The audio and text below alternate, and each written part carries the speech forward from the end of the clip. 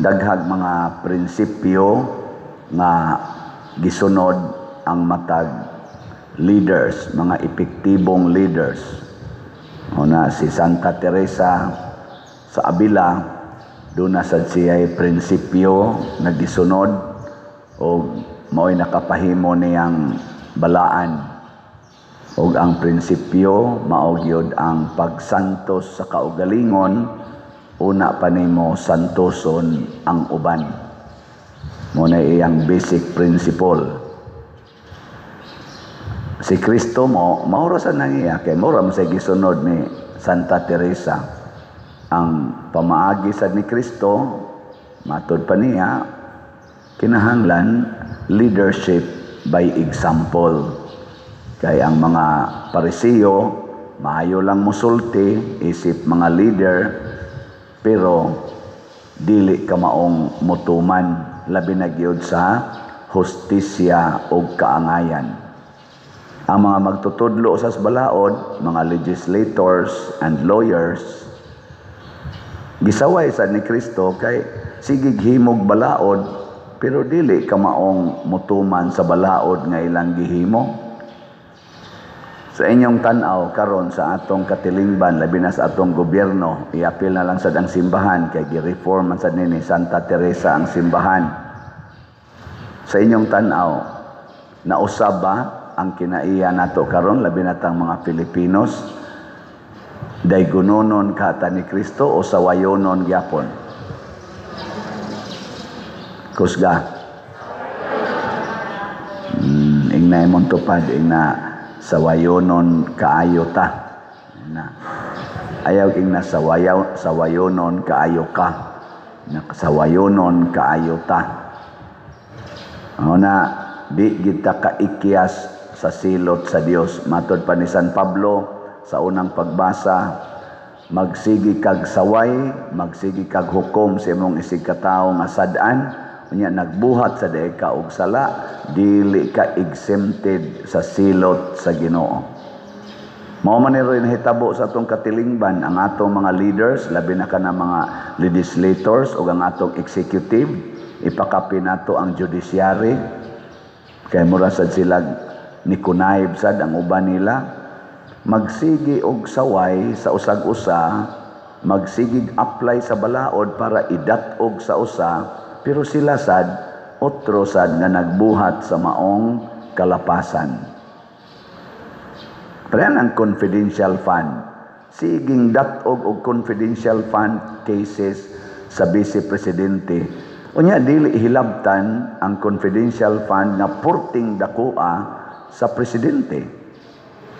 Magsigig pangita sa 125 ba na, 150 million ba na kung giun sa paggamit, dili pangitaon ang tag 4 billion kapin kada tuig nga budget sa confidential fund sa Office of the President.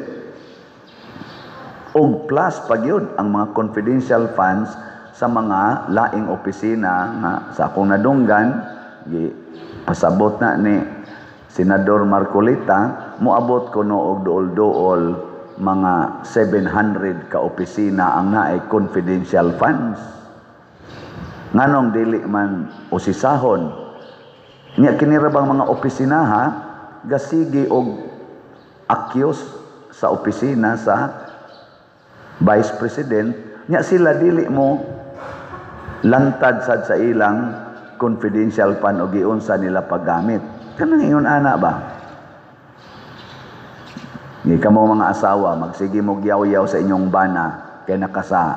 Wa sad mo isa. Magsige kag ingo sa imong bana, bakakon ka, ikaw wa jud ka kapamaka. Sige. Da, hilom lagi mo. Na ay gyud kumpiyansa. Sugdi gid diha nimo.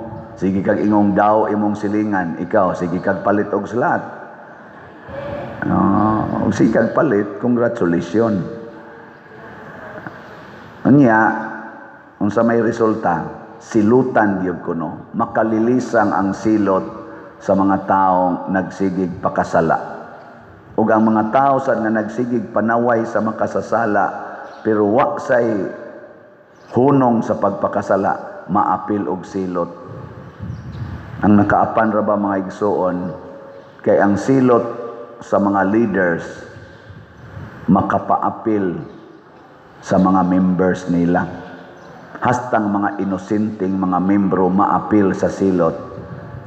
Sama nang inigkalusno sa atong mga flood control. Unya mo baha nagmaayo. Ang mga leaders nga nangurakot ana, nindot kaayo mga balay, tuwa dito sa mga dagko kayong subdivisions nga dili maabot sa baha. Kinsa may gibahaan? Ang wa kadawat sa kwartang dagko kayong ilang gikurakot, maoy maganto sa baha, mao pag mga matay tungod sa baha. Kanang ilang gikurakot nga mga riprap diha sa karsada, kanang para dili mo landslide, aron dili na mga ligid na mga dagkong bato. Di man kayo maigo ana ang nangurakot ana. Di kayo maigo. Kisa may maigo. Ang nagdaan ng mga habal-habal, kanang kasigi o drive kada adlaw nga hand to mouth existence, maunay kasagarang matumbahan ana mga kahoy, kanana ang mga sa panadiha, mga bato, landslide, kana mo'y magantos. Muna, grabe kaayo ang silot aning mga leaders nga tungod sa ilang binuhatang ngilad, naapil ang mga inosente. Matod pa din ni San Pablo, inyong gipahimuslan ang ilang pagkamapaubsanon, ang ilang pagkamainantoson. Yes, kitang mga Cebuano, practically tanang mga Filipinos, labi na tang mga kabos, mainantoson man gid ta. Mapailobon man gid ta, ato maganing gi-re-elect ang anak sa usa ka administrasyon na diktador kayo, nya karon naghimo na sa siya giyang kaugalingong mansa. Pailob lang ta. Ana. Pero di sa tingali permiho natong pailob.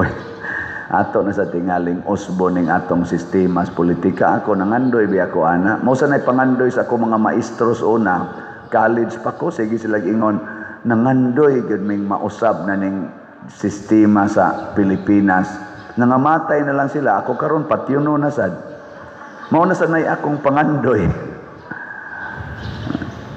Ang saon man ni pag-usab, sundo nato ang pamaagi ni Kristo, pamaagi sa mga santos. Start the change within you. Diha pagsugod sa kausaban nimo, nilingay mong tupad. Ina kanus amang ka mag-usab.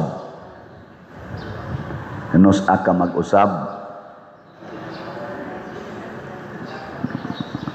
Na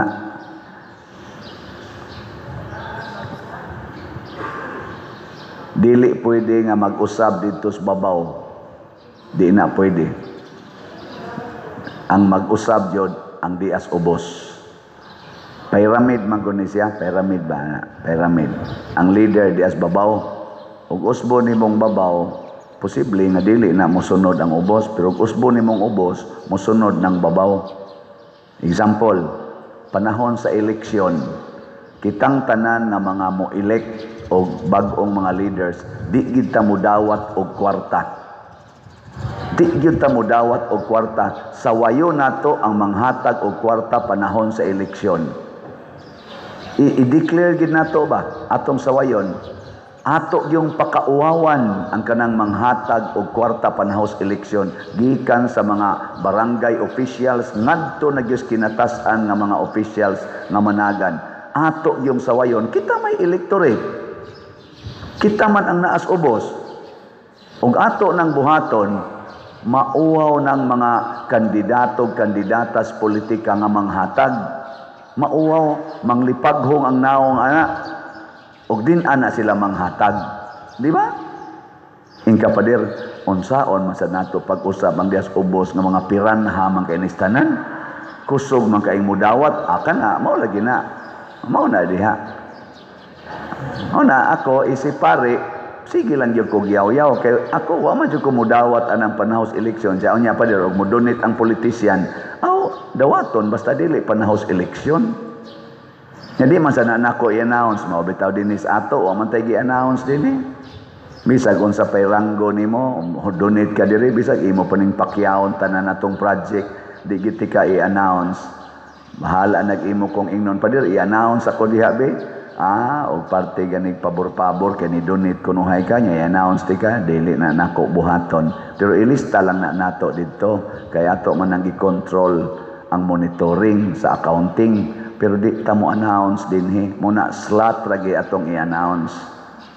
Bahala nagmaingon ka, wa man lang ko hisguti, kadako sa akong na-donate. Bahala ka diya, dili ti ka i-announce. Ano man day? Pwede na, dili. Anya ka mo, ganahan mo ana, dili. Mao nang wa mo mamalit kay gusto mo magpa-announce. Nasa uban sige palit og slot kay nindot ni kay dili ta i-announce. Ana, nina depende lang na. Ikaduha, sa mga mudagan sa posisyon sa katilingban, kamo nga nakakita nga angayan gidi ay usbo ning atong sistema sa politika, apil sa dinhi simbahan, ayaw mo panghatag. Ayaw gyud panghatag. Ana, mapildi gid noon ka. Pero ayaw gyud. Nya isigi lang nag-share, isigi lang nag-share. Dili man na siya mahitabo overnight. Dili sa na mahitabo kausa. Sige lag-share. Pareha tong 2022 nga eleksyon. Pwerte man tong hinatagay. Di nawatay ta. Nailad ta. Kanang tawag lag na budol. Kay nidawat ta, nang hatag pod sila. Dagko kay panghatag. Kadto sa karong midterm elections, pwerte sa daghanang nang hatag, naglinya sad ang mga kanahan dito pangayo. Mao na ang resulta. Ingon ani lang yapon. Tanawa ra gud unsay gibuhat sa mga midaog sa Congress o sa Senate. Maura gyapon batasana kay nga naman sila man gyapon ang nanghatag. Nya iagi-agi lang ana mga ayuda, pero ayaw kog kalimti na diha ang ngan sa politician. Ang mga naong, mga ngan. Murag yung ilan ng kwarta, gikan ra ba na sa katawhan nga nagsigig buhis, nya manimba pa gyud, mao bitang jutay na lang kay ihog sa kolekta kay ibayad sa buhis. Sige kwenta ng ilang mga taxes nya ang kolekta di na lang makwenta. Sige lang. Hunungan na kamong nakasabot. Nya magsugod ta sa gamay. Ayaw pagsugod sa dako. Kana ding sunog nga dagko kayo, nagsugod ay nas dakong kayo. Di man nagasugod. Sa gamay. Pero mo sila obra na. O pasalamat nga na ay daghan rong mga politicians nga nagsugod, nagyaw-yaw kay di na makaya ang atong kahimtang. Ako isipari di man jud ko tigyaw-yaw kayo sa una, karon mo yaw-yaw nagyog ko kay before ko mamatay may na lang ning ato ning iyaw-yaw. Kita na ning kamot man sa tapaghimo dinhi o mga buhat nga maayo sama anang transparency natay kumpletong record kanang poverty. Ako isip inyong parish priest, ako ginang gipaningkamutan pagpuyo. Pwede na inyo check upon, inyo kong i-background check up pa akong kinabuhi. Aron mo masayod kung gipuy-an ba na akong poverty, kanasang chastity. Say mo ra sa tagmailad gamay pero kanang ningkamot sa guana sad. Ningkamot yun ko. I-check lang mo niya. Namabdos ba to? Di ba? Ano ba? Yan, sa may akong pamaagi, sa ako lang ginagmay.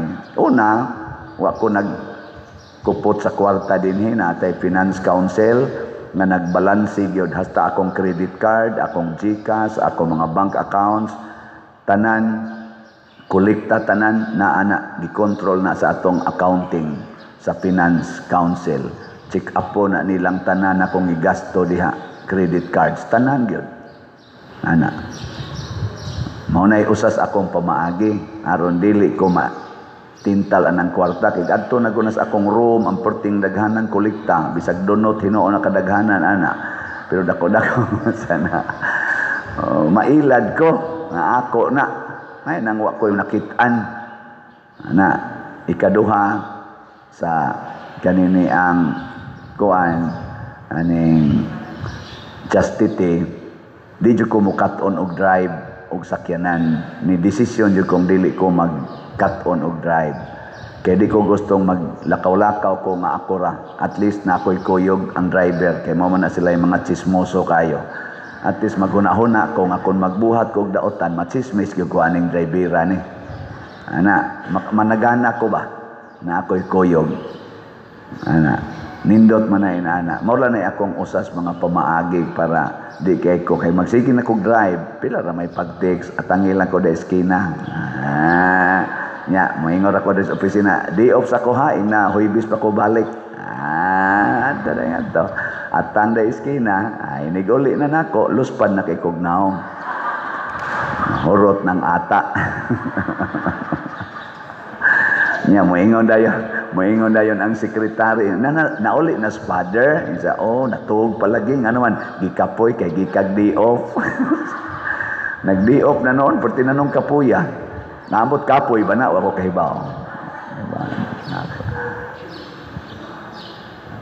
Nya kana sang obedience, kanang obedience, wa jud ko'y gibalibaran na assignment sa atong archdiocese og sa obispo. Bisan gani naglisod data diri sa kwarta nya muna lang gyapon mo ingon, Father, tabangi gi-raise ning kwarta be inani kay natay project. Mo raise gyapon kog kwarta, bahala nangaratol na ta diri kung sao na. Obedience ba? Kapoy ba ya? Pero dawaton kay obedience man. Ana. Dili sayon sakitan ta. Unya inighuman pag nako raise sa kwarta, naa pag mga istoryang kyaw against nako, ibutang pa sa social media. Apart man na siya sa gitawag og obedience. Dawaton. Basta wa lang buhatan nato. O gibuhat sad di. Dawaton sad moingon sa tana. Thank you nga gi-highlight ni kay at least mapwersa ko nga mag-usab, magbag-o. Nana. Muna dinhi sa atong tubag sa Salmo. Ato gining bantayan. Unsa may gitubag nato? Ginoo, gihatagan mo ang tagsa-tagsa katao sumala sa iyang mga buhat. Dili ta niya palabyon. Kada nato buhat ihatag pod niya ang reward or punishment. Lisod kaayo dinhi sa atong kalibutan ang pagpunish sa mga dato ug mga powerful. Makamanipulate gid sila sa mga anang atong kumilik nga ang napildi mo'y palingkuron, ang nidaog ilang taktakon. Di sila mapanish ana kay nga naman sila may balaod. Sila say maka-justify according to their standards and according to their power. Sama anang naay kaso sa ombudsman, unya mahimong head sa ombudsman. Sila ray maka-justify ana, dili ta ka question, igo na lang tang mudawat. Asa ka mangita ana, ang naidaghang kaso sa ombudsman nga present case, mahimo pag yung head sa ombudsman. Lisod na. Di ta ka punish nila kitang mga nias ubos. Igo lang to, Uy, ngano man? Hala no, igo rata mo ana. Pero ayaw mo kumpiyansa kamong nagmanipulate sa balaod. Nga nang maingon ka, let us bend the law, but not break the law. Oh, Jesus. Usahay, wa ginay kalainan ang bending the law o breaking the law. Wa ginay kalainan sa tinuod nga practice. If you bend the law, tantamount of breaking the law. Di ka na kakontrol ana. Di man gani kakontrol ang wa mo bend sa law, ma-break maganig lahos, samot na nang naanad nag-bend sa law. Murara ko nung nag-roller, anaon, sige higyong bend ang roller. Sige bend ba? Mahibuong lang ka, mukalit nagpaka, nabali na di ay. Kaya imo manggibend. Kanang kahoy, sige higbaog, maabot yung panahon, paka gina. Nganong imo mangbawgon kundi man di ka gusto nga i-break. Di ba? Kana ka imong giben, paduong ginas pagka-break. Gi-iben ang imong liog. Sige, iben. Nga inigben di mo iben pag yun. Sige yun. Apot yun ang panahon, balik yun ang liog ni mo. Ano bang di ta kasabot ba? Pero unsaon man nga naaman sila sa authority, igo ratang mayon. Oo. Ana. Pero pagbantay mo, kay matod pa diri ni San Pablo, giabusahan ba ninyo ang ilang pagkamaluluyon o pagkamainantuson o pagkamapailobon? Mao ba na inyong gibuhat ron, mga leaders? Apil nako. Pagbantay, makalilisang ang inyong silot gikan sa Ginoo, kay iyag yung tagaag hukom ang kada tao sumala sa iyang gibuhat. Mao na magbuhat ag maayo, hoping makatakod tas uban. Lingaw ko anang usa ka kongresista nga batanon nga isog kayo musulti nga ipa-impeach ko nas BBM. Kana si Saldico, kana si Romualdez, mao na sila yung mga author ani kan kana si kisayngan ana niya. Barsaga. Oh. Believe ko niya. Ang iya bang sinultihan? Sinan ka na ang iyang gisulti? Ingon din siya, gakinahanglan kita og sakripisyo. Una pa nato, mabag-o ang katilingban. Unya, kung ako o kami mo'y himuong sakripisyo, so be it. Basta bag-ohon ginanamo. We need martyrs aron na mabag-o ang katilingban. Kay ang dugo sa mga martyrs, maunay makapabag-o sa katilingban. Aninduta, no? Politisyan na, ha? Pero kami mga pare, ambot, musulti ba kami, ana? Si Santa Teresa o si Saint John of the Cross, mao sa nay ilang tima, mag-antos tag maayo to the point sa kamatayon, aron mabag-o ang katilingban. Antuso nato ang pagpuyo sa kamatuoran o kabalaan, aron mabag-o ang kalibutan. If you want to change the world, start changing yourself.